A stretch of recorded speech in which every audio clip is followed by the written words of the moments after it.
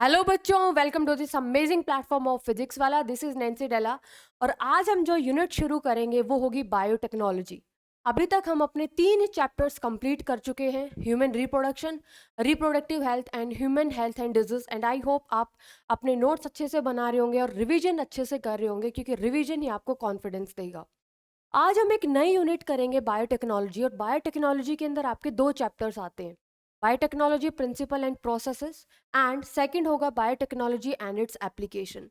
तो आज का जो लेक्चर होने वाला है वो होगा बिल्कुल इंट्रोडक्शन। हम बायोटेक्नोलॉजी बोलते किसको हैं, हम किस तरीके से बायोटेक्नोलॉजी का यूज़ करके हम ऐसे प्रोडक्ट्स बनाते हैं जो हमारे लिए फायदेमंद होते हैं। तो आज का लेक्चर जो पूरा का पूरा होने वाला है वो इंट्रोडक्शन का होगा। तो चलिए हम अपना नया लेक्चर शुरू करते हैं, नई यूनिट शुरू करते हैं। और इस लेक्चर के अंदर हम क्या क्या देखेंगे, इस लेक्चर के अंदर हम देखेंगे कि ओल्ड ट्रेडिशनल बायोटेक्नोलॉजी हम किसको बोलते हैं, ठीक है, हम न्यू बायोटेक्नोलॉजी किसको बोलेंगे, और एक जो कॉमन डेफिनेशन होगी, ठीक है, वो होगी आपकी अकॉर्डिंग टू EFB। ठीक है, एक दूसरा पॉइंट होगा, ओल्ड ट्रेडिशनल बायोटेक्नोलॉजी हम किसको बोलेंगे, न्यू बायोटेक्नोलॉजी, और definition according to EFB। EFB क्या है हम ये भी देखेंगे, क्या क्या कोर टेक्निक्स होंगी बायोटेक्नोलॉजी की, और क्या क्या बेसिक स्टेप्स होंगे जेनेटिकली मॉडिफाइड ऑर्गेनिज्म के, GMOs हम किसको बोलते हैं। हम ये सारी की सारी चीज़ें डिस्कस करेंगे, ठीक है। तो चलिए आप अपने नोट्स बनाइए, एक नया पेज शुरू कीजिए, ठीक है, क्योंकि हम एक नई यूनिट शुरू करने वाले हैं बायोटेक्नोलॉजी। ठीक है, अब देखो, सबसे पहले अगर मैं बात करूं बायोटेक्नोलॉजी का मतलब क्या होता है, ठीक है बच्चे, आज के टाइम पर बायोटेक्नोलॉजी बहुत ज़्यादा इम्पॉर्टेंट है, क्योंकि बहुत ज़्यादा रिसर्च, बहुत ज़्यादा डिस्कवरीज इसके अंदर हो रही हैं बायोटेक्नोलॉजी के अंदर। जैसे जैसे हम पढ़ते जाएंगे आपको भी समझ में आ जाएगा कि बायोटेक्नोलॉजी का इतना यूज़ कैसे हो रहा है, किस तरीके से हम ऐसे प्रोडक्ट्स बनाते हैं जो हमारे लिए फ़ायदेमंद है। ठीक है, जैसे अभी पेंडेमिक के टाइम पर आपने बहुत ज़्यादा सुना होगा बायोटेक्नोलॉजी के बारे में, कि नई वैक्सीन्स बनी हैं बायोटेक्नोलॉजी का यूज़ करके, बायोटेक्नोलॉजीज लैब का यूज़ करके। तो ये आपने वर्ड डेफिनेटली सुना होगा। तो किस तरीके से हम ये चीज़ें करते हैं, हम एक एक चीज़ करके हम पढ़ेंगे, आपको बिल्कुल भी टेंशन लेने की बात नहीं है। हम बिल्कुल ज़ीरो लेवल से शुरू करेंगे, ठीक है। तो सबसे पहले हम देखते हैं कि बायोटेक्नोलॉजी का मतलब क्या होता है, ठीक है। तो देखो, बायोटेक्नोलॉजी कितने वर्ड से मिलके बना होगा, बायोटेक्नोलॉजी आपको पता है 2 वर्ड से मिलके बना होगा, बायो एंड टेक्नोलॉजी, ठीक है। अब देखो, बायोटेक्नोलॉजी 2 वर्ड से मिलके बना है, बायो प्लस टेक्नोलॉजी। बायो का मतलब क्या होगा, ऑब्वियसली बात है, यानी कि लिविंग ऑर्गेनिजम्स, ठीक है।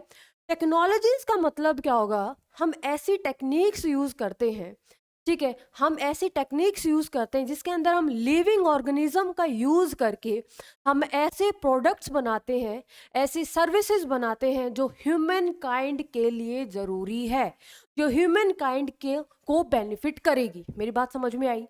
देखो फिर से समझो, बायोटेक्नोलॉजी, बायो का मतलब हो गया लिविंग ऑर्गेनिज्म, ठीक है। बायो का मतलब क्या होगा, यहां पर मैं बायो का मतलब होती लिविंग ऑर्गेनिजम्स, ठीक है, लिविंग ऑर्गेनिजम्स। और टेक्नोलॉजीज का मतलब होगा बच्चे टेक्निक्स, ठीक है, टेक्नोलॉजीज का मतलब क्या होगा, टेक्निक्स। तो इससे आपको क्या समझ में आता है, इससे आपको ये समझ में आता है कि हम लिविंग ऑर्गेनिजम्स का यूज़ करते हैं, हम टेक्निक्स का यूज़ करते हैं, हम ऐसे प्रोडक्ट्स बनाते हैं जो ह्यूमन काइंड की को हेल्प करें, ह्यूमन काइंड के वेलफेयर के लिए ज़रूरी है। मेरी बात समझ में आई? तो अगर मैं इसकी डेफिनेशन लिखूं, बहुत आसान सी डेफिनेशन लिखूं, तो आप इसको किस तरीके से एक्सप्लेन करोगे, बायोटेक्नोलॉजी का मतलब, technologies technologies using living organisms, जो लिविंग ऑर्गेनिजम्स को यूज करे फॉर यूज ऑफ या फिर आप ये लिख सकते हो फॉर बेनिफिट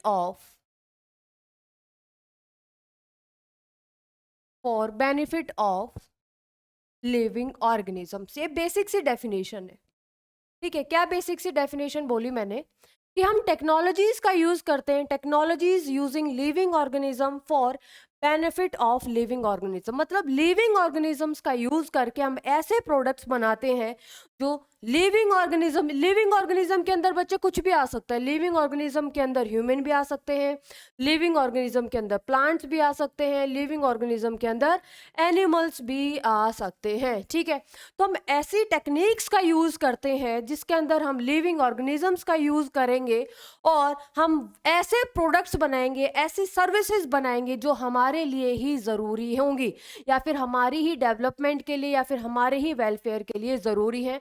तो ये बेसिक सी डेफिनेशन है बायोटेक्नोलॉजीज की। ठीक है, बायोटेक्नोलॉजी की।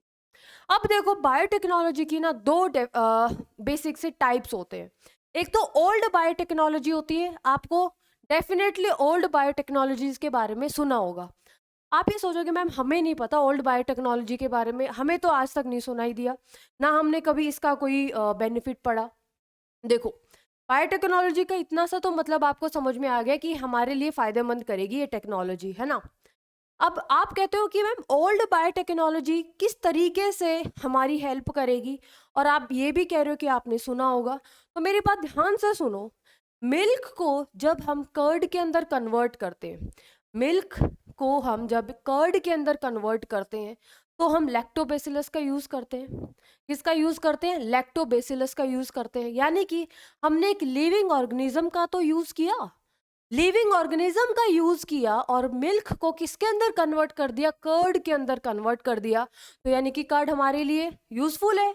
ठीक है, और हमने यूज किसका किया? पूरे के पूरे लिविंग ऑर्गेनिज्म का यूज कर लिया। इसी तरीके से जो आपने सुना होगा अल्कोहल की जो बनने की प्रोसेस है, या फिर जो ब्रेड बनने की जो प्रोसेस है, इसके अंदर हम पूरे के पूरे लिविंग ऑर्गेनिज्म का यूज करते हैं फर्मेंटेशन के अंदर। ठीक है, तो ये जो माइक्रोब्स एंड ह्यूमन वेलफेयर जो चैप्टर आएगा, उसके अंदर आप अलग अलग पढ़ोगे कि लैक्टोबैसिलस का यूज़ कहाँ पे होता है। ठीक है, सिट्रिक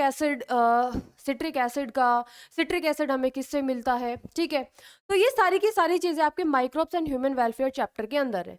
लेकिन मैंने एक सिंपल सा आपको एग्जाम्पल दिया कि मिल्क को कर्ड के अंदर कन्वर्ट करना है, तो हमें एक लिविंग ऑर्गेनिज्म की जरूरत पड़ती है जिसका नाम है लैक्टोबैसिलस। तो इसी को हम ओल्ड बायोटेक्नोलॉजी कहते हैं। ओल्ड बायोटेक्नोलॉजी का मतलब क्या है? ओल्ड बायोटेक्नोलॉजी का मतलब ये है मेरे प्यारे बच्चों, कि इसके अंदर हम पूरा का पूरा लिविंग ऑर्गेनिज्म यूज करते हैं, चाहे वो ईस्ट हुई, या फिर कोई फंगस हुई, या फिर कोई बैक्टीरिया हो, यानी कि पूरा का पूरा माइक्रो ऑर्गेनिज्म यूज करते हैं और हमें डिजायर्ड प्रोडक्ट मिल जाता है। Old biotechnology. अब न्यू बायोटेक्नोलॉजी का मतलब क्या होगा? देखो, न्यू बायोटेक्नोलॉजी के अंदर हम पूरा का पूरा ऑर्गेनिज्म यूज ना करके, हम क्या तो उसका कोई सेल यूज कर ले, ठीक है, या फिर कोई पार्ट यूज कर ले, या फिर हम उसका कोई प्रोटीन यूज कर ले, पॉलीसैकेराइड यूज कर ले, इंस्टेड ऑफ होल ऑर्गेनिज्म। यानी कि पूरे के पूरे ऑर्गेनिज्म का यूज नहीं करना हमें न्यू बायोटेक्नोलॉजी के अंदर। और हमें क्या तो पूरी की पूरी ऑर्गेनिज्म के बजाय क्या तो हम एक सेल का यूज कर ले, ठीक है, या फिर कुछ प्रोटीन का यूज करके, पॉलीसैकेराइड का यूज करके हम ऐसे प्रोडक्ट, ऐसे सर्विसेज दें जो ह्यूमन काइंड के लिए जरूरी हो। ठीक है, तो मेरी बात समझ में आई? बेसिक सी डेफिनेशन क्या होगी? बेसिक सी डेफिनेशन क्या होगी? आपकी ओल्ड बायोटेक्नोलॉजी और न्यू बायोटेक्नोलॉजीज के बीच में बेसिक सा डिफरेंस हम देख लेते हैं। ओल्ड बायोटेक्नोलॉजी के अंदर हम पूरा का पूरा ऑर्गेनिज्म यूज करते हैं, पूरा का पूरा लिविंग ऑर्गेनिज्म यूज करते हैं, डिपेंड करता है चाहे वो बैक्टीरिया हो, ईस्ट हो, या फिर क्या हो। न्यू बायोटेक्नोलॉजीज के अंदर हम या तो सेल यूज करेंगे, या फिर कोई उसका पार्ट यूज करेंगे, या फिर उसका कोई मॉलिक्यूलर एनालॉग, यानी कि कोई भी प्रोटीन, पॉलीसैकेराइड हम यूज करेंगे। ठीक है, हमें बनाना है ऐसा प्रोडक्ट और ऐसी सर्विसेज, ऐसी टेक्निक्स का यूज करके जो कि ह्यूमन वेलफेयर के लिए हेल्पफुल हो। मेरी बात समझ में आई? अब ओल्ड बायोटेक्नोलॉजी और न्यू बायोटेक है तो बायोटेक्नोलॉजी ना, अल्टीमेट गोल क्या हो रहा है? मतलब हमें ऐसे प्रोडक्ट्स मिल रहे हैं, हमें ऐसे सर्विसेज मिल रही हैं जो हमें बेनिफिट कर रहे हैं। ठीक है, तो ओवरऑल हमारे बेनिफिट हो रहा है। ठीक है, हमारा बेनिफिट हो रहा है, तो इसको कंक्लूड कर दिया। ठीक है, ओल्ड बायोटेक्नोलॉजी और न्यू बायोटेक्नोलॉजी की मिलके एक डेफिनेशन दे दी, और उस डेफिनेशन दी, ठीक है, जो डेफिनेशन दी बच्चे, वो किसने दी? EFB ने। EFB क्या होता है बच्चे? European federation of biotechnology. एक ऐसी बॉडी है जो बायोटेक्नोलॉजी से रिलेटेड सारे के सारे डिसीजन लेती है। ठीक है, तो सबसे पहले बात, EFB के बारे में जानने से पहले हमें इसकी फुल फॉर्म लिखना बहुत ज़रूरी है। ठीक है, फुल फॉर्म हम इसकी लिखेंगे, और फुल फॉर्म क्या होगी? European federation of biotechnology. European federation of biotechnology. European federation of biotechnology होगी बच्चे इसकी डेफिनेशन, ठीक है, बायोटेक्नोलॉजी, ठीक है। और यूरोपियन फेडरेशन ऑफ बायोटेक्नोलॉजी ने क्या किया, इसने ओल्ड बायोटेक्नोलॉजी, ठीक है, ओल्ड बायोटेक्नोलॉजी प्लस मॉडर्न, या फिर आप बोल सकते हो न्यू बायोटेक्नोलॉजी को मिक्स कर दिया, इन दोनों की डेफिनेशन को मिक्स कर दिया, ठीक है। अब जो ओल्ड बायोटेक्नोलॉजी बचे, इसका एक दूसरा नाम भी है, इसको हम ट्रेडिशनल बायोटेक्नोलॉजी भी कहते हैं। क्या कहते हैं हम इसको? ट्रेडिशनल बायोटेक्नोलॉजी, ट्रेडिशनल बायोटेक्नोलॉजी भी कहते हैं, ठीक है। इसके बीच में क्या क्या डिफरेंस है हम वो जरूर लिखेंगे कि ओल्ड बायोटेक्नोलॉजी और न्यू बायोटेक्नोलॉजी के बीच में क्या क्या डिफरेंस है। पहले हम देखेंगे according to European federation of Biotechnology, ठीक है, according to EFB, European federation of Biotechnology. तो देखो, इसको समझने से पहले मैं आपको एक स्टोरी बताती हूँ, ठीक है। तो फिर आपको ये समझ में आएगा कि आप किस तरीके से बोल रहे हो मैम सेल, आप किस तरीके से बोल रहे हो किसी ऑर्गेनिज्म का कोई भी पार्ट, आप किस तरीके से बोल रहे हो मॉलिक्यूलर एनालॉग। हमें तो नहीं समझ में आया ये, चलो ठीक है कोई नहीं, हम इसको और आसान बनाते हैं। तो आपने 11th तो पढ़ के आए होगे, थोड़ी सी हेल्प मुझे आपसे भी चाहिए, है ना। तो 11th पढ़ के आए होगे आप, तो 11th के अंदर आपने ये पढ़ा होगा डेफिनेटली पेनक्रियाज के बारे में, है ना, सुना होगा, नाम सुना सुना लग रहा है पेनक्रियाज। पेनक्रियाज के अंदर बीटा सेल्स होती हैं, क्या होती हैं? Beta cells. जो बीटा सेल्स है पेनक्रियाज के, एक हार्मोन बनाती हैं, और उस हार्मोन का नाम है इंसुलिन हार्मोन। मेरे ख्याल से आपको थोड़ा थोड़ा थोड़ा सा आया होगा दिमाग में कि हाँ मैम सुना है, ठीक है। देखो, अब हम इस यूरोपियन फेडरेशन ऑफ बायोटेक्नोलॉजी की डेफिनेशन को समझते हैं, ठीक है, और एकदम हम पूरा का पूरा एक्सपेंड करके देखते हैं कि EFB के अकॉर्डिंग हम इसकी डेफिनेशन को किस तरीके से समझेंगे। तो मैंने अभी तक क्या बोला कि बीटा सेल्स ऑफ पेनक्रियाज है। जो बीटा सेल्स ऑफ पेनक्रियाज हैं वो एक हार्मोन प्रोड्यूस करते हैं जिसका नाम है इंसुलिन। अभी जो इंसुलिन है ये ग्लूकोज को किसके अंदर कन्वर्ट कर देता है? ग्लाइकोजन के अंदर, ठीक है। अब ये इंसुलिन हार्मोन की अगर डेफिशिएंसी हो जाएगी तो एक डिजीज होती है जिसको आप बोलते हो डायबिटीज, यानी कि डायबिटीज मेलाइटस। मेरी बात समझ में आई? यानी कि deficiency of insulin hormone cause a disease and that disease is known as diabetes mellitus. मतलब अब पेशेंट को डायबिटीज हो गया, अब इस पेशेंट की डायबिटीज हम ठीक करते हैं, ठीक है। अब देखो, हमने किसी ऐसे एनिमल से, ठीक है, हम थोड़ा सा लिख के पढ़ते हैं ताकि आपको थोड़ा सा समझ में आए कहानी। ये इंसुलिन है, ठीक है। ये जो इंसुलिन है ये ग्लाइकोजन को किसके अंदर कन्वर्ट कर देगा बच्चे? ये ग्लाइकोजन को ग्लूकोज को किसके अंदर कन्वर्ट कर देगा? ये इंसुलिन आपका ग्लूकोज को किसके अंदर कन्वर्ट कर देगा? ग्लाइकोजन के अंदर, ठीक है। अगर इस इंसुलिन हार्मोन की डेफिशिएंसी हो गई, अगर इस इंसुलिन हार्मोन की डेफिशिएंसी हो गई तो एक डिजीज कॉज होती है बच्चे, और इस डिजीज का नाम क्या होगा? Diabetes mellitus. ये आप सबको पता होगा। और डायबिटीज मेलाइटस के केस के अंदर क्या होगा? ब्लड ग्लूकोज लेवल बढ़ जाता है। क्या बढ़ जाता है? ब्लड ग्लूकोज लेवल इंक्रीज हो जाता है। अब हम इसको ठीक करने के लिए, हम इस डिजीज को ठीक करने के लिए हम हेल्प लेते हैं बायोटेक्नोलॉजी की। किस तरीके से? हम किसी भी दूसरे एनिमल से, ठीक है, हम किसी भी दूसरे एनिमल से इंसुलिन प्रोड्यूसिंग जीन को एक्सट्रैक्ट कर लेते हैं।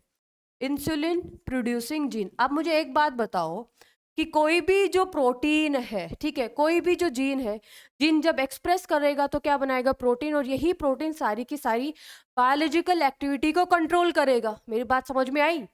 यानी कि कोई भी जीन है, हर एक हमारी बॉडी के अंदर जितने भी जीन है उन सब का क्या क्या फंक्शन है ऑलरेडी आइडेंटिफाइड है, ठीक है।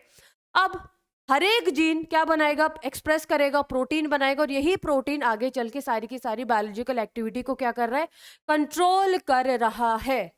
अब यहाँ पर हम कोई भी एनिमल लिया, ठीक है, हमने एनिमल लिया, इसका मतलब क्या लिया बच्चे, हमने यहाँ पे लिविंग ऑर्गेनिज्म लिया, ठीक है, कोई भी लिविंग ऑर्गेनिज्म लिया, ठीक है, उस लिविंग ऑर्गेनिज्म के अंदर हमने इंसुलिन प्रोड्यूसिंग जीन, हमने इंसुलिन प्रोड्यूसिंग जीन को क्या कर लिया, एक्सट्रैक्ट कर लिया।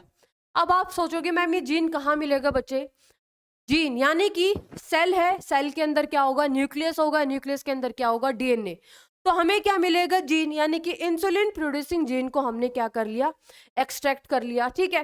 अब ये जो जीन है, ठीक है, एक्सट्रैक्ट कर लिया, अब क्या करना है हमें, ये एक ऐसी सेल के अंदर डालना है, ठीक है, ऐसी सेल के अंदर डालना है जो कि एसेक्सुअली रिप्रोड्यूस करे, ठीक है, ऐसी सेल के अंदर डालना है जो कि एसेक्सुअली रिप्रोड्यूस करे। अब हमें यहाँ पर मेरी बात ध्यान से सुनना, हमें पूरा का पूरा लिविंग ऑर्गेनिज्म यूज नहीं किया, हमने लिविंग ऑर्गेनिज्म का एक इंसुलिन प्रोड्यूसिंग जीन लिया है और ये इंसुलिन प्रोड्यूसिंग जीन को हमने एक्सट्रैक्ट कर लिया, एक ऐसी सेल के अंदर डाल लिया जो कि एसेक्सुअली रिप्रोड्यूस करेगा। अब ये अगर एसेक्सुअली रिप्रोड्यूस कर रहा है तो इसका मतलब जो जीन होगा जो हमने लिया है ये भी मल्टीप्लाई करेगा और इसकी बहुत सारी कॉपीज बनेंगी, ठीक है। अब ये फिर से डिवीजन करेगा, यानी कि एक से 2 सेल बनेंगी, तो इसका मतलब क्या है, जो डिजायर्ड जीन है ये भी मल्टीप्लाई करेगा। अब ये मल्टीप्लाई करेगा तो इसका मतलब क्या है, इसका खुद का डीएनए भी होगा, ठीक है, उसका खुद का डीएनए भी होगा। अब ये जो डीएनए है, हमने सेल का कोई भी सेल लगा लो, हमने बैक्टीरिया लगा लिया, यहाँ पे कोई भी होस्ट सेल हमने लगा ली, ठीक है, जो कि एसेक्सुअली रिप्रोड्यूस कर रहा है, क्योंकि हमें एसेक्सुअली रिप्रोडक्शन का मतलब क्या होगा बच्चे, हमें ऐसी कॉपीज चाहिए जो कि आइडेंटिकल हो, मॉर्फोलॉजिकल भी आइडेंटिकल हो, जेनेटिकल भी आइडेंटिकल हो, इसका मतलब है हमें क्या चाहिए, क्लोन चाहिए, हमें इस इंसुलिन प्रोड्यूसिंग जीन के क्लोन्स चाहिए और बहुत ज्यादा नंबर में चाहिए। तो इसका मतलब जहाँ पे नंबर ज्यादा होगा, क्लोन चाहिए होगा, वहां पर रिप्रोडक्शन कैसा होगा, एसेक्सुअल रिप्रोडक्शन होगा। तो इसका मतलब हमें ऐसी सेल लेनी पड़ेगी जो कि एसेक्सुअली रिप्रोड्यूस करेगी। अब जब ये सेल रिप्रोड्यूस करेगी, इसका मतलब है ये जो जीन भी मल्टीप्लाई करेगा, बहुत ज्यादा मल्टीपल कॉपीज बनेंगी। अब ये जब डॉटर सेल बनाएगा तो इसका मतलब क्या है, इसके अंदर भी ये इंसुलिन प्रोड्यूसिंग जीन आ जाएगा और हमें बहुत ज्यादा नंबर मिलेगा, और हमें नंबर बहुत ज्यादा मिलेगा, ठीक है। अब हम वो एक अलग प्रोसेस है कि इसको हम एक्सट्रैक्ट कर लेंगे, ठीक है, फिर बायोरिएक्टर्स का यूज करके हम लार्ज नंबर के अंदर प्रोडक्शन कराएंगे, वो एक डिफरेंट स्टेप है। मैं यहाँ पर आपको एक ईएफबी की डेफिनेशन बताना चाह रही हूँ।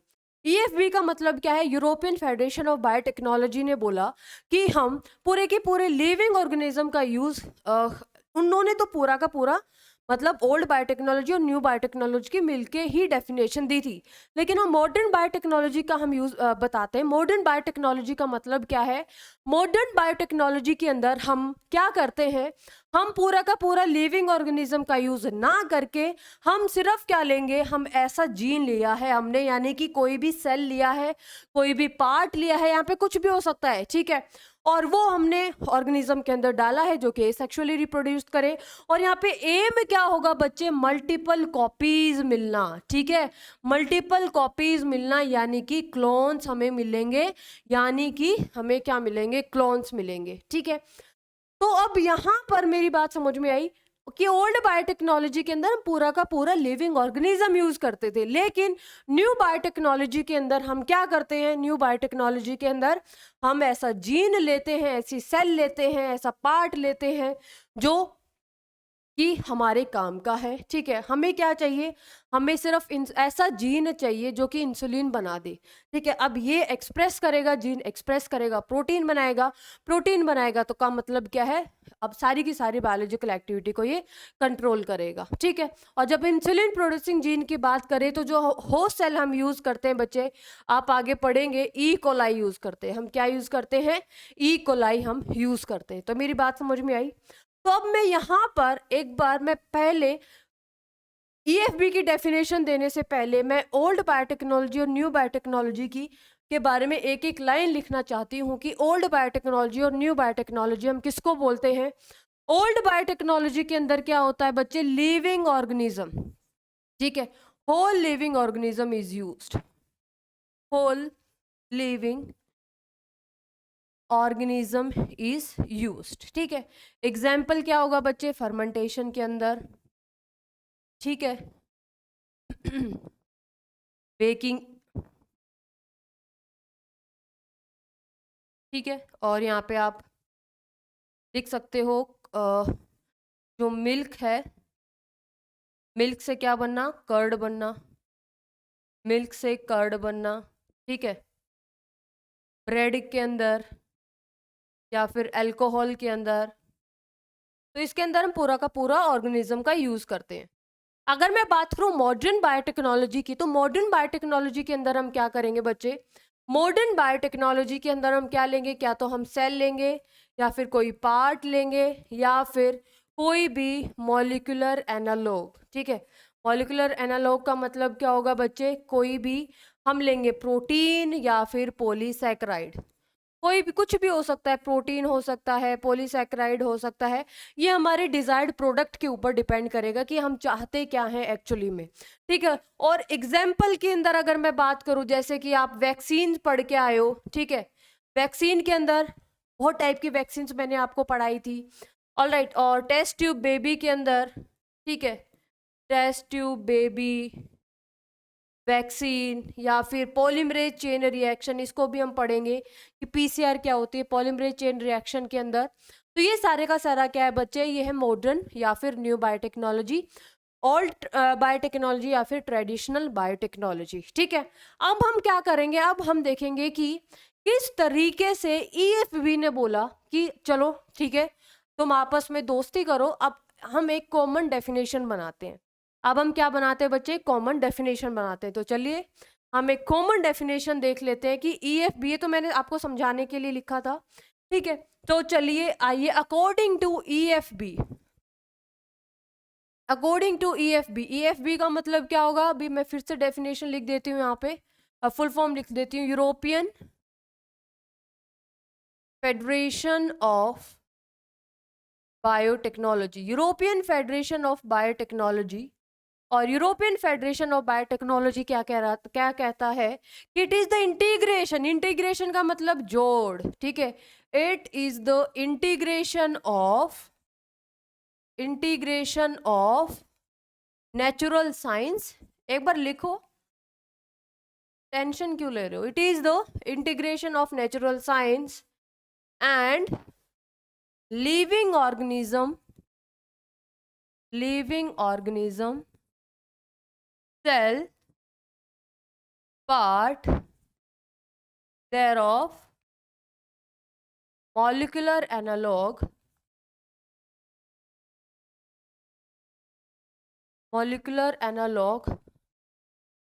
to form product and services that are useful for human welfare, आ जाओ एक बार इसकी डेफिनेशन लिखो, आप इसकी डेफिनेशन लिखो कि अकॉर्डिंग टू ईएफबी, यानी कि यूरोपियन फेडरेशन ऑफ बायोटेक्नोलॉजी ने क्या बोला कि it is the integration, integration का मतलब क्या होगा बच्चे, जुड़ाव, ठीक है। यानी कि ये आपस में जोड़ के मिलके ही काम करते हैं। नेचुरल साइंस, देखो बायोटेक्नोलॉजी, ठीक है, बायोटेक्नोलॉजी, बायो का मतलब है लिविंग ऑर्गेनिज्म, ठीक है।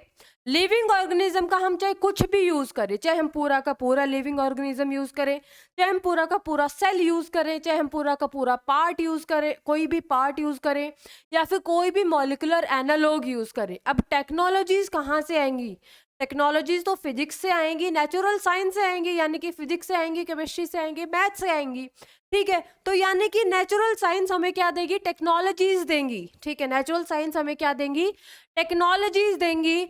एंड हम क्या क्या यूज करते हैं, लिविंग ऑर्गेनिज्म, सेल या फिर कोई भी पार्ट या फिर कोई भी मॉलिक्यूलर एनालॉग टू फॉर्म ऐसी प्रोडक्ट्स और सर्विसेज बनाई जाती हैं जो कि ह्यूमन वेलफेयर के लिए जरूरी हैं, ह्यूमन वेलफेयर को हेल्प करेंगी, ठीक है। मेरी बात समझ में आई। तो ये पूरी की पूरी जो डेफिनेशन है बच्चे, ये किसके अकॉर्डिंग है, अकॉर्डिंग टू ईएफबी, ठीक है। तो अब देखो लिविंग ऑर्गेनिज्म तक क्या आ गया है आपका, ओल्ड बायोटेक्नोलॉजी, ये बात ध्यान से समझना, लिविंग ऑर्गेनिज्म से क्या आ गया है आपका ओल्ड बायोटेक्नोलॉजी। और ये वाला जो पार्ट है, ठीक है, कोई भी सेल हो गया, पार्ट या फिर मॉलिक्यूलर एनालॉग, ये किसको एक्सप्लेन करता है? न्यू बायोटेक्नोलॉजी यानी कि मॉडर्न बायोटेक्नोलॉजी को ये एक्सप्लेन करता है। क्या मेरी बात समझ में आई?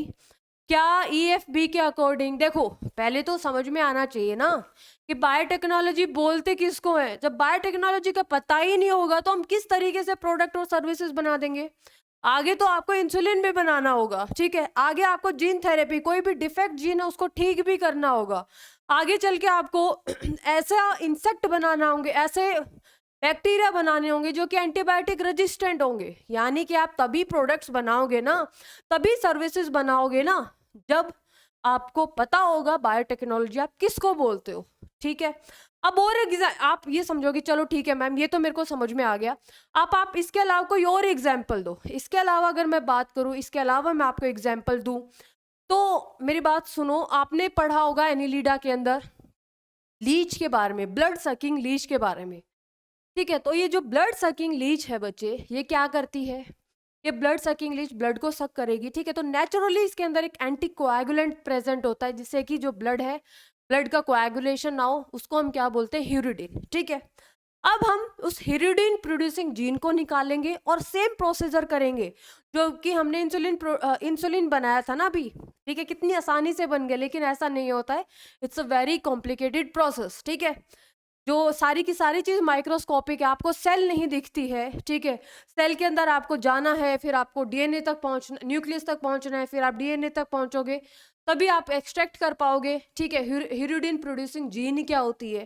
ठीक है, इंसुलिन प्रोड्यूसिंग जीन कहाँ पर है, अब वो आप एक्सट्रैक्ट करोगे, फिर आप हर एक चीज माइक्रोस्कोपिक है। ठीक है, क्योंकि आपको सेल ही आपकी नेकेड आई से नहीं दिखाई देती। अब सेम प्रोसीजर करेंगे, हम हीरिडिन प्रोड्यूसिंग जीन को निकालेंगे, हीरिडिन प्रोड्यूसिंग जीन को निकालेंगे और ऐसे ऑर्गेनिज्म के अंदर डालेंगे जो कि सेक्सुअल रिप्रोड्यूस होगा, फिर उसकी मल्टीपल कॉपीज बनेंगी, फिर हम उस प्रोडक्ट का यूज करके क्या करेंगे? हम उस प्रोडक्ट का यूज करके हम जो भी ट्रीटमेंट करना है जिसके अंदर कोएगुलेशन नहीं हो रही है, हम उस पेशेंट को दे सकते हैं। इसी तरीके से अगर मैं आपको एक और एग्जांपल बताऊंगी गोल्डन राइस के बारे में, जैसे कि कैरेट के अंदर विटामिन ए ज़्यादा होता है। ठीक है, तो कैरेट के अंदर हमने विटामिन ए प्रोड्यूसिंग जीन को निकाला और विटामिन ए प्रोड्यूसिंग जीन को निकाला और ये किसके अंदर इंट्रोड्यूस कर दिया? राइस के अंदर इंट्रोड्यूस कर दिया। ठीक है, अब राइस के अंदर भी क्या होगा? फिर राइस के अंदर जीन है, जीन क्या करेगा? अपने आप को एक्सप्रेस करेगा तो यानी कि प्रोटीन बनाएगा। ठीक है, तो इसका मतलब क्या होगा यहाँ पर? इसका मतलब भी यही होगा कि आपको क्या मिलेगा यहाँ पर? जो राइस है उसको हम बोलते हैं गोल्डन राइस, जो कि विटामिन ए रिच होगा, और जो जिसको भी नाइट ब्लाइंडनेस है उसको हम ये दे सकते हैं। ठीक है, क्योर करता है नाइट ब्लाइंडनेस को। ठीक है, मेरी बात समझ में आया? तो ये सारी की सारी चीज क्या हो गए बच्चे? ये तो प्रोडक्ट हो गए। ये क्या हो गए बच्चे? प्रोडक्ट। यानी कि हमने hirudin producing gene, insulin producing gene, मतलब कोई भी एंटीबायोटिक्स लगा लो। ठीक है, ये सारे के सारे प्रोडक्ट्स हो गए। अब सर्विसेज का मतलब क्या होगा बच्चे? सर्विसेज के अंदर जैसे कि डीएनए फिंगरप्रिंटिंग। ठीक है, मतलब डीएनए फिंगरप्रिंटिंग का मतलब क्या है कि कहीं पर भी क्राइम हुआ, ठीक है, थोड़ा सा ब्लड सैंपल आपको मिला, अब ब्लड सैंपल थोड़ा सा है, अब ब्लड सैंपल के अंदर आपको पता ही है कि प्लाज्मा होगा, फॉर्म्ड एलिमेंट्स होंगे, फॉर्म्ड एलिमेंट के अंदर आरबीसी होगा, डब्ल्यूबीसी, प्लेटलेट्स होंगी। ठीक है, जो डीएनए मिलेगा वो डब्ल्यूबीसी के अंदर ही मिलेगा, क्योंकि हर एक ऑर्गेनिज्म का, इंडिविजुअल का डीएनए क्या होता है? अलग अलग होता है। ठीक है, अब आपने डब्ल्यूबीसी से क्या निकाला? डीएनए। अब इस डीएनए, थोड़ा सा सैंपल है, डीएनए की अमाउंट भी कम होगी। अब आपको इतने सारे एक्सपेरिमेंट करने, तो आपके पास एक प्रॉपर एक अमाउंट तो होनी चाहिए ना जेनेटिक मटेरियल की, क्योंकि उसी से आप क्या पता लगा सकते हो कि क्रिमिनल कौन है। अब उस डीएनए की आपने मल्टीपल कॉपीज बनानी है। ठीक है, अब मल्टीपल कॉपीज किस तरीके से बनेगी? पीसीआर, जो कि हम पढ़ेंगे, पॉलीमरेज चेन रिएक्शन का यूज करके हम मल्टीपल कॉपीज बनाएंगे कि ठीक है हमारे पास एम्पल अमाउंट के अंदर है कि अगर कोई भी कुछ भी इधर उधर हो जाता है, सैंपल का खराब हो जाता है, तो हमारे पास एम्पल अमाउंट है। तो मेरी बात इतनी सी समझ में आई। मेरे कहने का मतलब क्या है कि हम इस तरीके के प्रोडक्ट बनाते हैं, हम सर्विसेज के अंदर यूज करेंगे जो कि ह्यूमन वेलफेयर के लिए जरूरी है। ठीक है, प्रोडक्ट के अंदर मैंने आपको एग्जांपल बताया है, जैसे कि ह्यूमन प्रोड्यूसिंग जीन हो गया, यूरिडिन प्रोड्यूसिंग जीन हो गया, बहुत सारे एग्जाम्पल हैं। ठीक है, बहुत सारे एग्जाम्पल है।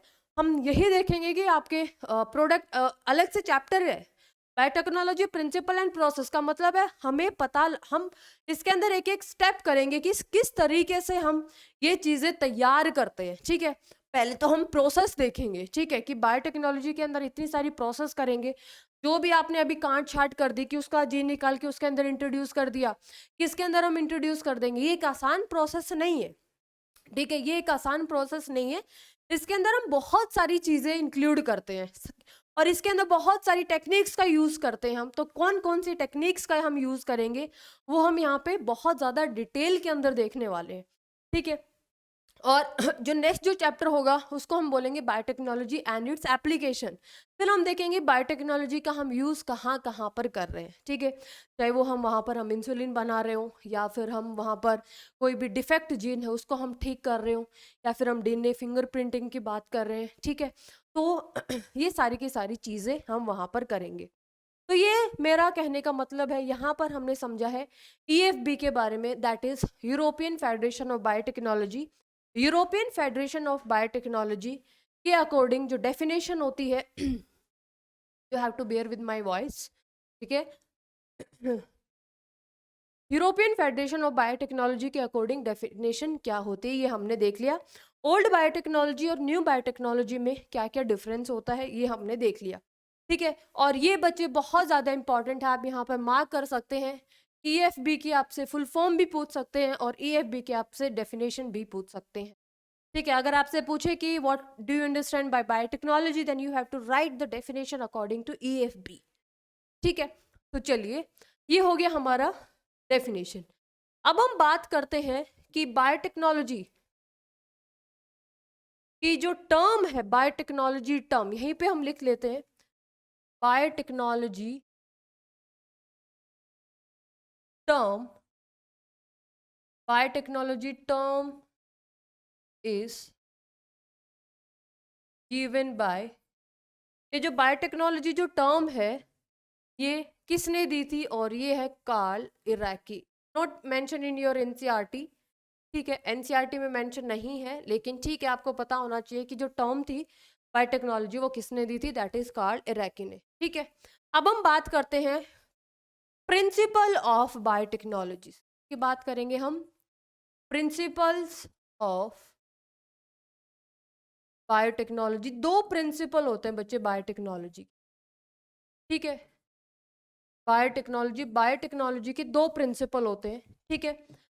तो सबसे जो पहला प्रिंसिपल है बच्चे उसको हम बोलते हैं जेनेटिक इंजीनियरिंग। इसको हम क्या बोलते हैं, जेनेटिक इंजीनियरिंग। जेनेटिक इंजीनियरिंग या फिर हम इसको क्या बोलते हैं, जीन मैनिपुलेशन, ठीक है। क्या बोलते हैं हम इसको, जीन मैनिपुलेशन, या फिर हम इसको बोलते हैं recombinant DNA technology, RDT. R E stand for recombinant, D का मतलब डीएनए एंड टी का मतलब है टेक्नोलॉजी, ठीक है। यहाँ पे मैं लिख देती हूँ रिकॉम्बिनेंट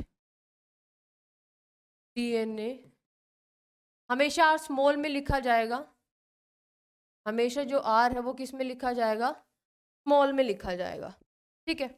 अब मेरी बात ध्यान से सुनना, मेरी बात ध्यान से सुनना कि क्या है यहाँ पर principal of biotechnology. Principal of biotechnology के अंदर आपको किस बात का ध्यान रखना है ये हम देखेंगे, ठीक है। देखो, जब हम हाइब्रिडाइजेशन की बात करते हैं, हाइब्रिडाइजेशन की हम बात करते हैं, तो जस्ट सपोज एक काऊ है, ठीक है, जिसका मिल्क प्रोडक्शन बहुत ज़्यादा, और एक बुल है यानी कि बहुत ज़्यादा स्ट्रॉन्ग है, और हम ऐसे प्रोजेनी चाहते हैं जिनके अंदर दोनों के कैरेक्टर आए, तो हम नेचुरल मेटिंग कराते हैं, ठीक है। तो नेचुरल मेटिंग कराने के साथ साथ दोनों कैरेक्टर्स के साथ साथ कुछ ऐसे अनडिजायर्ड कैरेक्टर भी आते हैं, कुछ अनडिजायर्ड, डिजायर्ड कैरेक्टर के साथ साथ अनडिजायर्ड कैरेक्टर भी आते हैं जिनके ऊपर कोई भी कंट्रोल नहीं है, ठीक है। लेकिन हम क्या चाहते हैं, हम चाहते हैं बायोटेक्नोलॉजी के अंदर, अब जैसे मैंने अपना कोई भी डिजायर्ड जो प्रोडक्ट है, डिजायर्ड जीन है, ठीक है, कोई भी desired gene, for example human producing gene है, मैंने इंट्रोड्यूस कर दिया ई कोलाई के अंदर, अब ये ई कोलाई मल्टीप्लाई करेगा, ठीक है। तो मैं चाहती हूँ कि सिर्फ डिजायर्ड कैरेक्टर ही आए, ठीक है, सिर्फ क्या है, डिजायर्ड कैरेक्टर ही आए, कोई भी अनडिजायर्ड कैरेक्टर ना आए। तो इसका मतलब है सारी की सारी चीज़ें क्या होनी चाहिए, कंट्रोल में होंगी, सारी की सारी चीज़ें क्या होंगी, कंट्रोल में होंगी। तो जेनेटिक इंजीनियरिंग का मतलब है हम क्या कर रहे हैं, हम ऑल्टर कर रहे हैं, यानी कि जीन मैनिपुलेशन, जेनेटिक इंजीनियरिंग या फिर रिकम्बिनेंट डीएनए टेक्नोलॉजी, ये पहला प्रिंसिपल है, ठीक है। पहला प्रिंसिपल है बायोटेक्नोलॉजी का, जिसके अंदर हम डीएनए को या फिर आरएनए है, कोई भी जेनेटिक मटेरियल है, उसकी केमिस्ट्री को चेंज कर रहे हैं, ठीक है। और ये हम किसके अंदर इंट्रोड्यूस कर रहे हैं? होस्ट सेल के अंदर हम इंट्रोड्यूस कर रहे हैं। और ये होस्ट सेल के अंदर फिर क्या चेंजेस आते हैं? फिनोटाइपिक चेंजेस आते हैं। अब होस्ट सेल के अंदर हम कोई भी डिजायर्ड जीन डालेंगे, तो जीन है वो जीन तो एक्सप्रेस करेगा तो प्रोटीन बनाएगा, तो यानी कि प्रोटीन बनाएगा तो जो भी कैरेक्टर है वो शो करेगा। यानी कि फिनोटाइप किसका चेंज हुआ है? फिनोटाइप चेंज हुआ है होस्ट सेल का। फिनोटाइप किसका चेंज हुआ है? होस्ट सेल का, ठीक है। फॉर एग्जाम्पल मैं और इसको एक्सप्लेन करूं अच्छे से, एक फायर फ्लाई है, ठीक है। अब जो फायर फ्लाई है बच्चे, वो लाइट को एमिट करती है, ठीक है, लाइट को एमिट करती है, फ्लाई है वो लाइट को एमिट करेगी, तो उसके अंदर जो प्रोटीन है, ल्यूसीफेरिन प्रोटीन हमने लिया, ठीक है, हमने एक्सट्रैक्ट किया और हमने प्लांट्स के अंदर डाल दिया। प्लांट्स क्या करेंगे बच्चे? दिन में लाइट को एब्जॉर्ब करेंगे और नाइट को लाइट को एमिट करेंगे, ठीक है। तो जो फिनोटाइपिक जो कैरेक्टर है वो किसका चेंज हुआ? प्लांट्स का हुआ, यानी कि होस्ट सेल का हुआ। और हम इनको रोड साइड लगा देते हैं इन प्लांट्स को, ताकि एज ए स्ट्रीट लाइट काम करे। मेरी बात समझ में आई? हमने केमिस्ट्री को चेंज किया। केमिस्ट्री किसकी? डीएनए की केमिस्ट्री को चेंज किया, आरएनए की भी केमिस्ट्री को चेंज किया, जो भी जेनेटिक मटेरियल है, और हमने होस्ट सेल के अंदर इंट्रोड्यूस कर दिया। और होस्ट सेल के अंदर अब फिनोटाइपिक चेंजेस आएंगे, और इसी को हम क्या बोलते हैं? Genetic engineering. तो ये है पहला प्रिंसिपल। किसका पहला प्रिंसिपल है? ये है बायोटेक्नोलॉजी का पहला प्रिंसिपल, ठीक है। तो लिखो, जेनेटिक इंजीनियरिंग के अंदर हम किसको एक्सप्लेन कर, जेनेटिक इंजीनियरिंग क्या होती है बच्चे? It alter the chemistry of genetic material। वो जेनेटिक मटेरियल क्या हो सकता है? वो डीएनए भी हो सकता है, वो आरएनए भी हो सकता है, ठीक है। It alters the chemistry of genetic material DNA and RNA and introduce into host cell and results in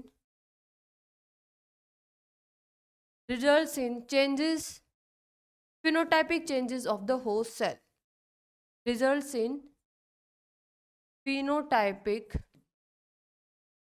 changes of host cell। जो होस्ट सेल है उसके फिनोटाइपिक के अंदर चेंजेस होंगे, जैसे कि अभी मैंने एग्जांपल बताया।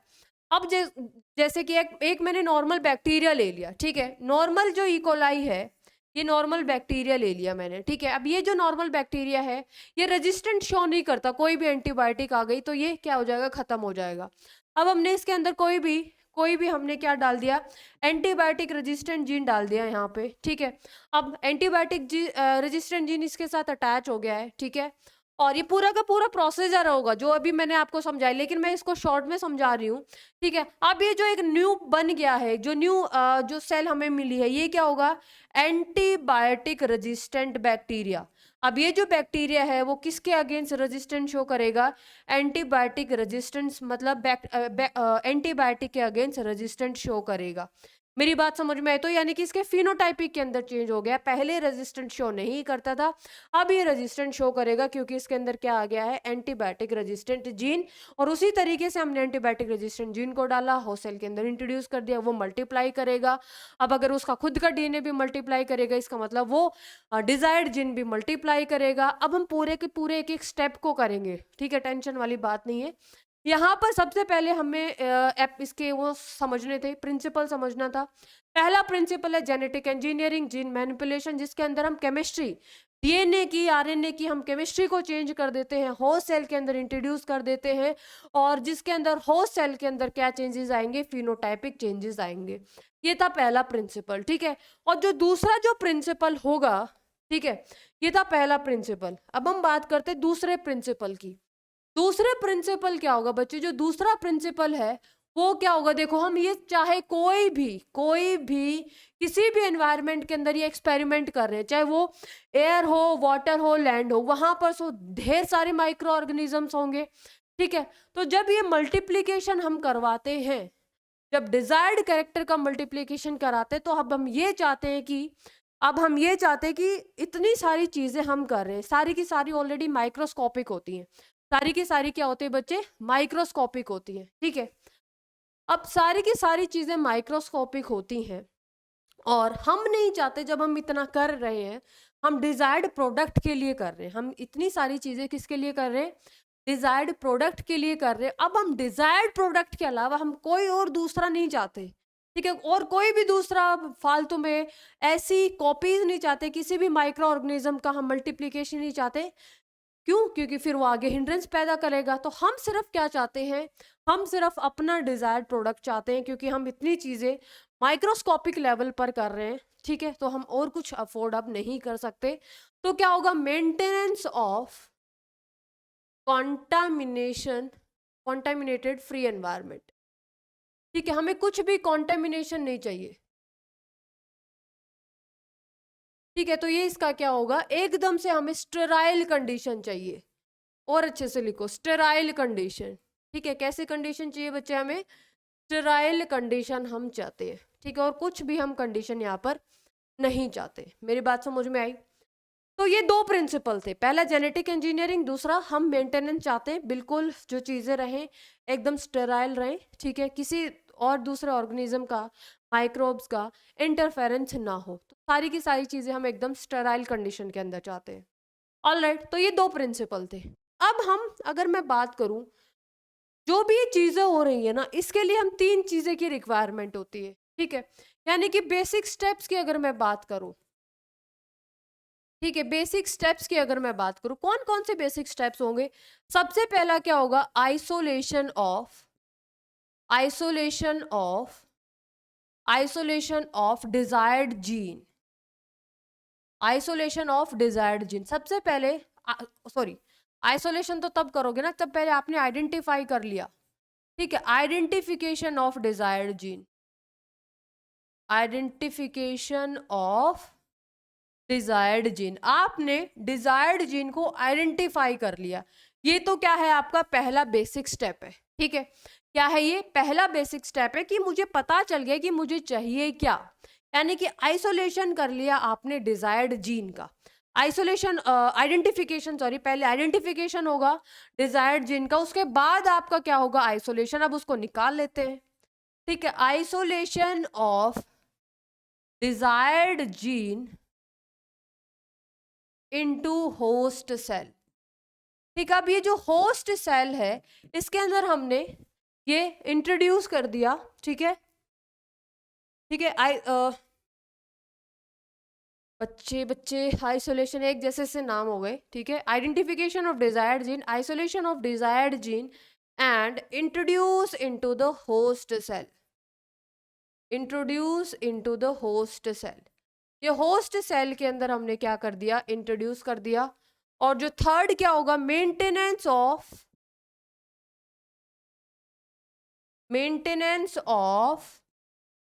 desired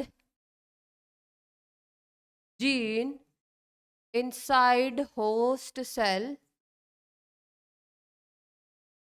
and to get multiple copies. हमें क्या चाहिए अल्टीमेटली, हम तो इतने सेल्फिश हैं, हमें चाहिए अपनी मल्टीपल कॉपीज, ठीक है। यानी कि पहले हमने डिजायर्ड जीन को पहले पहचाना कि हमें ये डिजायर्ड जीन चाहिए, उसको हमने आइसोलेट किया, होस्ट सेल के अंदर इंट्रोड्यूस कर दिया। होस्ट सेल के अंदर मल्टीप्लीकेशन होगा, ठीक है। होस्ट सेल का जब खुद का जेनेटिक मटेरियल रेप्लिकेट करेगा, तो ये डिजायर्ड जीन भी रेप्लिकेट करेगा, ठीक है। अभी किस तरीके से हम होस्ट सेल के अंदर पहुंचाएंगे, अब हम ये पूरी कहानी की हम देखेंगे कि कौन सी गाड़ी की जरूरत पड़ती है, उस गाड़ी को हम क्या बोलते हैं, ठीक है। तो अब हम ये सारी की सारी चीजें करेंगे, और हम फिर ये देखेंगे कि जो डिजायर्ड जीन है होस्ट सेल के अंदर गया है, अब वो मल्टीप्लाई कर रहा है या नहीं। यार मल्टीप्लाई ही नहीं करेगा तो हमारे काम का क्या, ठीक है। हमारी तो कोई भी काम का नहीं रहेगा।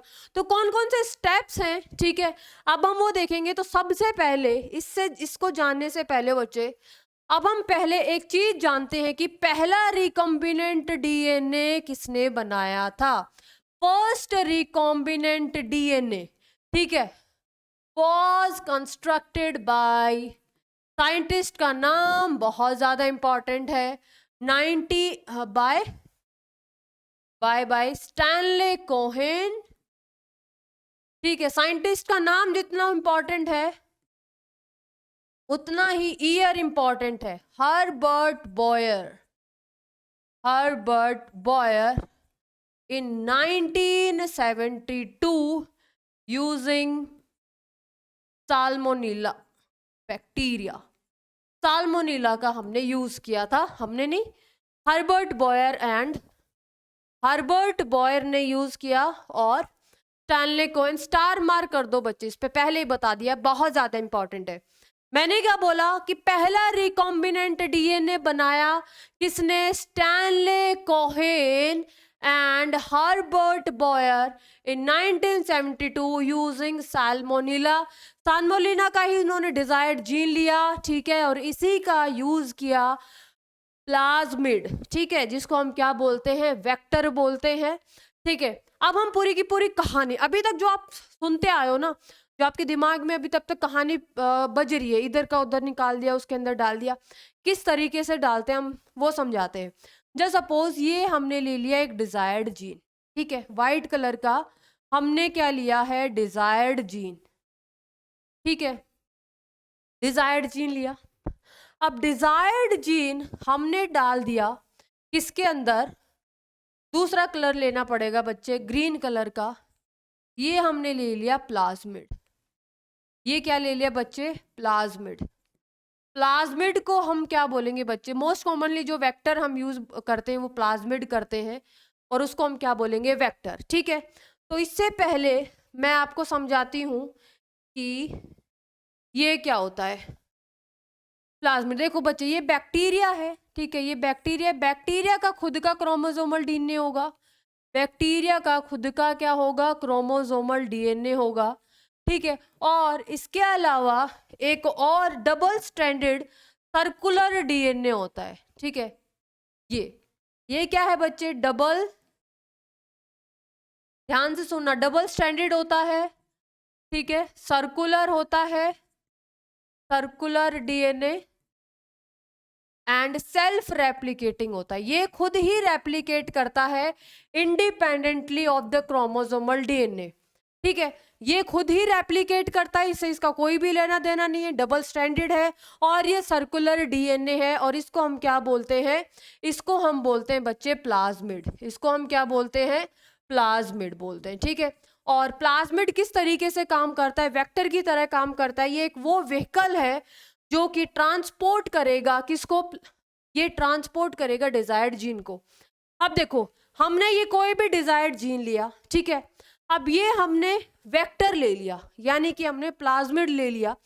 अब ये एक गाड़ी की तरह काम करेगा, ये किसकी तरह काम करेगा, गाड़ी की तरह काम करेगा, इसको इसके ऊपर बिठाएगा और बोलेगा चलो हम आपको छोड़ के आते हैं होस्ट सेल के पास, ठीक है, किसके पास छोड़ के आओगे, होस्ट सेल के पास ये प्लाज्मिड छोड़ के आएगा, और हमें मिलेगा क्या, देखो हमें क्या मिलेगा, होस्ट सेल, जस्ट सपोज ये है आपकी बैक्टीरिया, ठीक है बच्चे, ये क्या है, बैक्टीरिया है, ठीक है, तो ये मैंने बना दिया बैक्टीरिया, ठीक है, ये बैक्टीरिया का खुद का डीएनए होगा, क्रोमोसोमल डीएनए, ये क्रोमोसोमल डीएनए होगा, ठीक है, ये प्लाज्मिड है, ठीक है, ये बच्चे प्लाज्मिड है, ठीक है, और इसके ऊपर क्या होगा, डिजायर्ड जीन वाइट कलर का, और ये मैंने बना दिया वाइट कलर का, ठीक है। तो यानी कि ये क्या होगा बच्चे, ये वाइट कलर का मैंने यहाँ पे बना दिया, ये आपका डिजायर्ड जीन, ये जो जीन है बच्चे ये क्या होगा, डिजायर्ड जीन, ठीक है।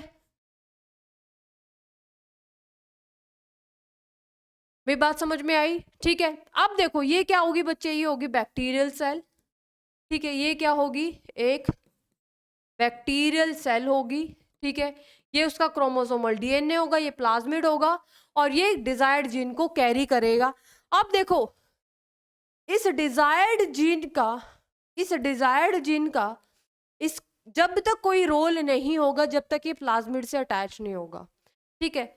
मतलब जो खुद से रेप्लिकेट कौन कर रहा है, यानी कि प्लाज्मिड खुद से रेप्लिकेट कर रहा है। जब ये रेप्लिकेट करेगा तो ये भी आपस में क्या करेगा, खुद रेप्लिकेट करेगा, इंडिपेंडेंटली ये रेप्लिकेट करेगा, ठीक है। और इसका नंबर कब बढ़ेगा, डिजायर्ड जीन का नंबर कब बढ़ेगा मेरे प्यारे बच्चों, डिजायर्ड जीन का नंबर तब बढ़ेगा जब ये इस प्लाज्मिड का एक पार्ट बन जाएगा।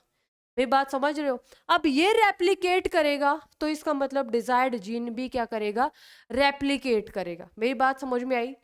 मतलब जब मैंने आपको ये बताया था कि ह्यूमन प्रोड्यूसिंग जीन को डिजायर्ड जीन लिया, ठीक है, और इसके साथ वेक्टर के साथ इसको अटैच किया, ठीक है। अब ये किसका एक पार्ट बन गया है, ये पार्ट बन गया है किसका, प्लाज्मिड का ये पार्ट बन गया है।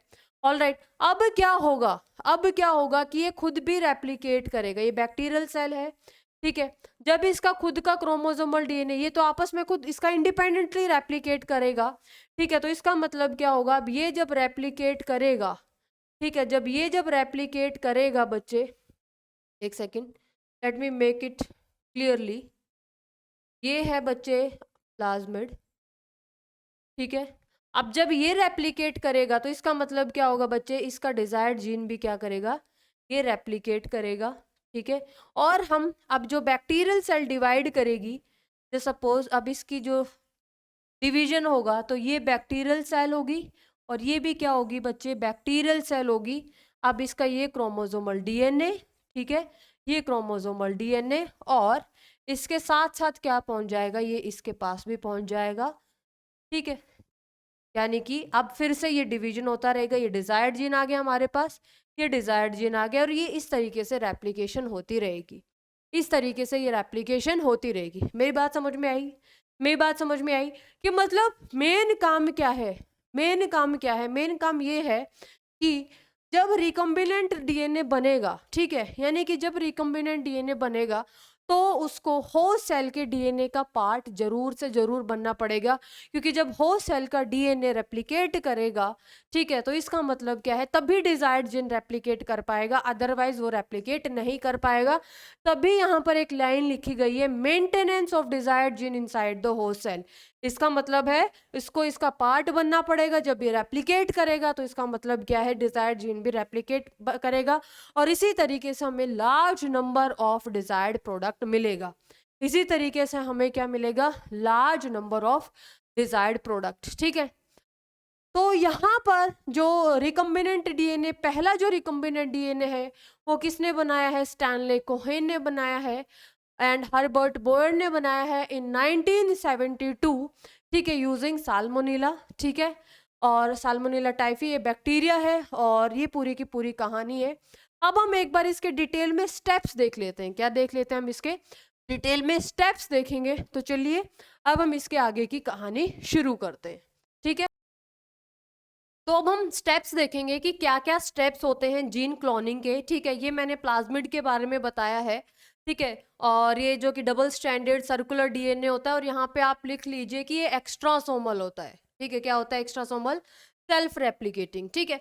अब एक बार हम स्टेप्स देख लेते हैं जिसके अंदर हम डिटेल में करेंगे, ठीक है। Steps in gene cloning.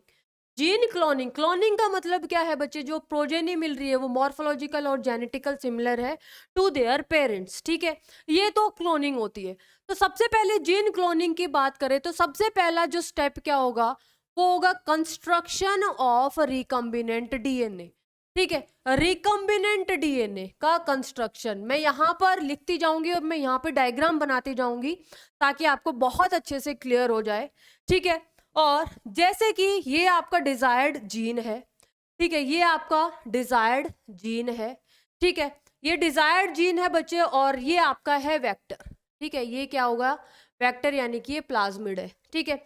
Recombinant कैसे बनेगा बच्चे, रिकम्बिनेंट किस तरीके से बहुत सारे हमें एंजाइम्स की जरूरत पड़ती है। ऐसा नहीं कि कैंची लिया और इसको काट लिया ये हमारा डिजायर्ड जीन है, नहीं, बहुत ज्यादा टूल्स की जरूरत पड़ेगी, एंजाइम्स की जरूरत पड़ेगी, वो हम डिटेल में करेंगे। पहले आपको पता तो होना चाहिए कि ओवरऑल हम करना क्या चाह रहे हैं। तो यहाँ पे हमने यहाँ पे लिया हमने, ये है आपका बच्चे डिजायर्ड जीन। ये क्या होगा, इसको आप बोलोगे डिजायर्ड जीन, ठीक है, ये होगा आपका वेक्टर, ठीक है। और अब हमने क्या बनाया यहाँ पर, अब हमने बना लिया बच्चे यहाँ पर रिकॉम्बिनेंट डीएनए, ठीक है। यहाँ पर हमने क्या बना लिया, ये बना लिया हमने रिकॉम्बिनेंट डीएनए, ठीक है, ठीक है, ये बना लिया हमने। आर डीएनए को लिखते हैं, R stands for recombinant DNA, पहला है construction of recombinant DNA. Second जो पॉइंट होगा, ठीक है, introduction of recombinant DNA inside host cell, ठीक है। होस्ट सेल का हमने कोई भी होस्ट सेल ली, ठीक है, प्लस अब हमने ये होस्ट सेल ली, ठीक है, अब ये बैक्टीरिया लिया बच्चे, ये हमने होस्ट सेल ली, ठीक है। और इस होस्ट सेल के अंदर हम चाहते हैं कि इसका खुद का क्रोमोसोमल डीएनए होगा, ये लो खुद का क्रोमोसोमल डीएनए। अब हम चाहते हैं कि इसका अपना जो है, ये है अपना रिकॉम्बिनेंट डीएनए, ये इंट्रोड्यूस हो जाए, ठीक है, ये क्या हो जाए बच्चे, ये हो गया इंट्रोड्यूस, ठीक है। Introduction of recombinant DNA inside the host cell, यहाँ पे हमने लिख दिया ये हमारी होस्ट सेल, ये पहला स्टेप होगा। अब ये होगा आपका दूसरा स्टेप, ठीक है। अब पूरी चीजें क्लियर हो जाएंगी। थर्ड स्टेप की अगर मैं बात करूं, ठीक है, थर्ड स्टेप क्या होगा, मल्टीप्लीकेशन ऑफ डिजायर्ड जीन, जो डिजायर्ड जीन है उसका मल्टीप्लीकेशन। तभी मैंने बोला था डिजायर्ड जीन का मल्टीप्लीकेशन कब होगा बच्चे, जब ये जो अपना डिजायर्ड जीन है इस प्लाज्मिड का, इस वेक्टर का पार्ट बनना चाहिए, ठीक है। तो अब जो नेक्स्ट जो स्टेप होगा वो क्या होगा बच्चे, जिस तरीके से ये हमने बनाई है अपना बैक्टीरियल सेल बनाई है ये, ठीक है, और ये अब इंडिपेंडेंटली क्या करेगा, मल्टीप्लाई करेगा, ये इसका क्या होगा क्रोमोसोमल डीएनए, और ये करेगा मल्टीप्लीकेशन, ठीक है। अब ये करेगा इंडिपेंडेंटली मल्टीप्लीकेशन, और इसके अंदर क्या होगा डिजायर्ड जीन। अब अगर आपको पता है जो प्लाज्मिड होता है वो सेल्फ रेप्लिकेटिंग होता है, ठीक है, एक्स्ट्रा क्रोमोसोमल होता है। अब अगर वो खुद से रेप्लिकेट करेगा इसका मतलब हमारा डिजायर्ड जीन भी क्या करेगा, रेप्लिकेट करेगा, ठीक है। तो ये जो हो गया है आपका थर्ड स्टेप। और थर्ड स्टेप के बाद जो लास्ट जो स्टेप होगा वो अपना क्या होगा, लास्ट स्टेप होगा डिवीजन ऑफ बैक्टीरियल सेल, ठीक है, डिवीजन ऑफ बैक्टीरियल सेल। अब बैक्टीरियल सेल का डिवीजन होगा, आपको पता ही है एसेक्सुअली रिप्रोड्यूस करता है, ठीक है, और हमें जो कॉलोनीज मिलेंगी, ठीक है, और अब यहाँ पे बना लेते हैं, ठीक है, जैसे एक बैक्टीरियल सेल ये मिली हमें, एक बैक्टीरियल सेल ये मिली, ठीक है, और ये हमारा हो गया आपका फोर्थ स्टेप, ठीक है। और ये क्या हो गया बच्चे, फोर्थ स्टेप। और यहाँ पर क्रोमोसोमल डीएनए और यह प्रोजेनी के अंदर क्या हो जाएगा बच्चे, ट्रांसफर हो जाएगा, ठीक है। ये किसके अंदर ट्रांसफर हो गया है, ये हो गया है प्रोजेनी के अंदर आगे ट्रांसफर, ठीक है। और इसके इसी के जैसे हमें क्या मिलेंगे, ये हमारा डिजायर्ड प्रोडक्ट हो गया है, ठीक है। अब आगे मल्टीपल कॉपीज हो जाएंगी, मल्टीपल कॉपीज हो जाएंगी और हमें प्लेंटी ऑफ डिजायर्ड प्रोडक्ट मिलता रहेगा, ठीक है। तो ये बेसिक से आपके स्टेप हम इस तरीके से करते हैं, इस तरीके से हम अपने डिजायर्ड प्रोडक्ट को बनाते हैं, ठीक है।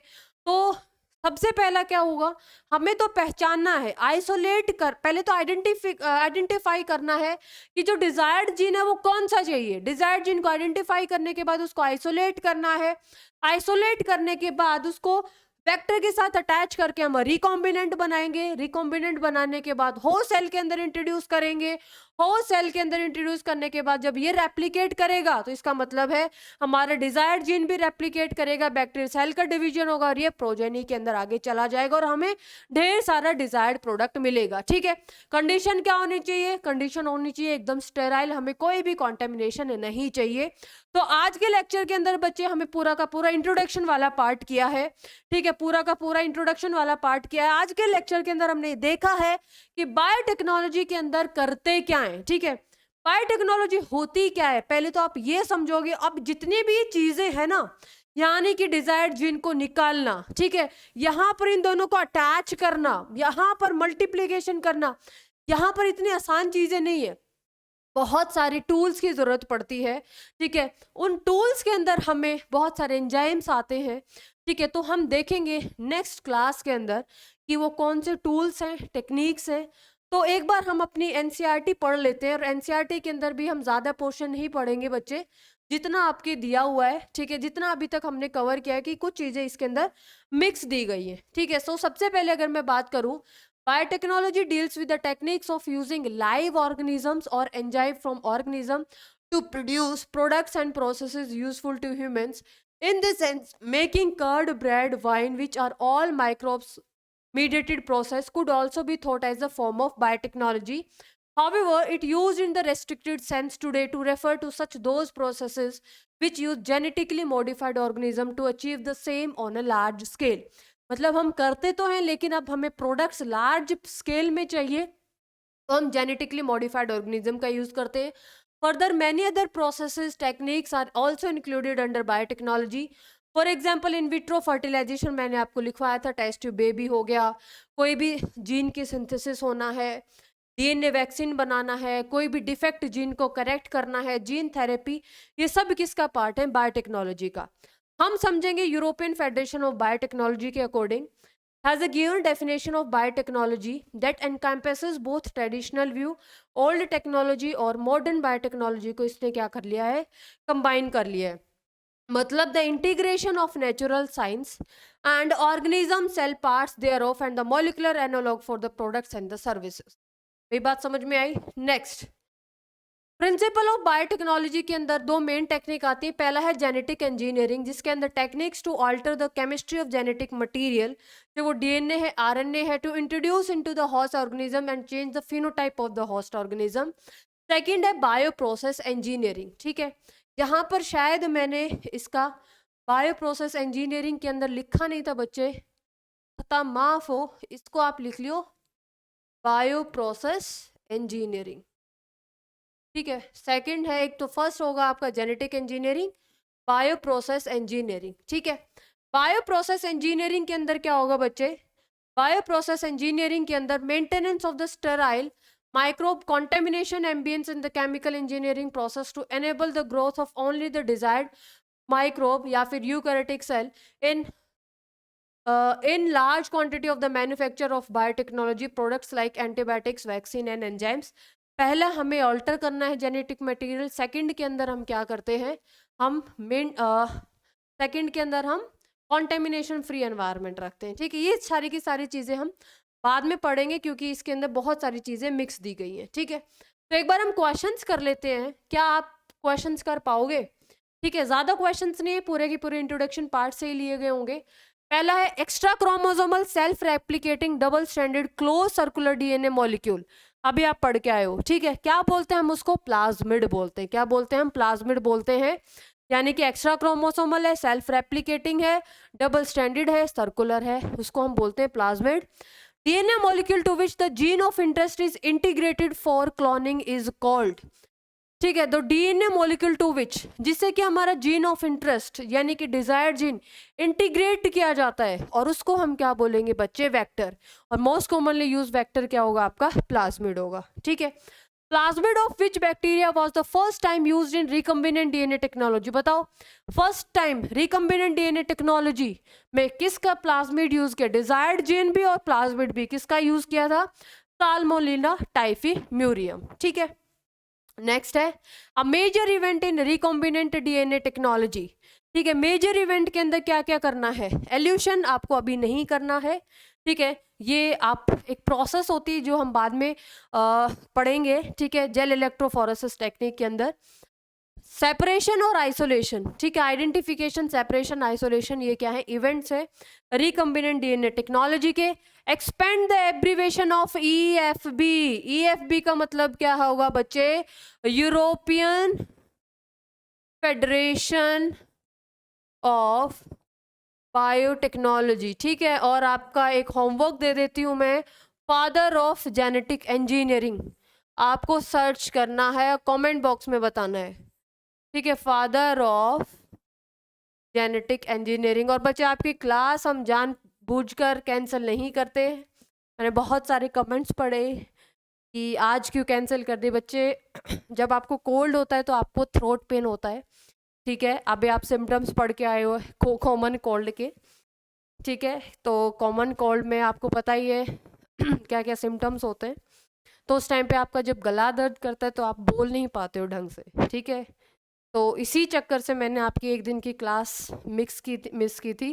और बहुत ज़्यादा बच्चे नाराज़ हो गए उससे, और मैं उनको उनको सॉरी बोलती हूँ, ठीक है। चलिए नेक्स्ट है, first recombinant DNA was constructed in the year.